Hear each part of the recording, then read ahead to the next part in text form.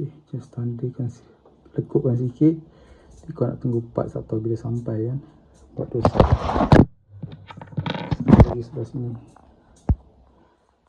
Okay, so setelah tu kita letak ikan khas sekejap lagi.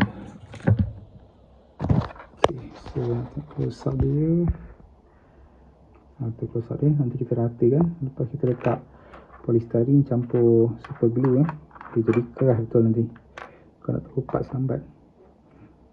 Okay, so kita letak polystyrene campur super glue.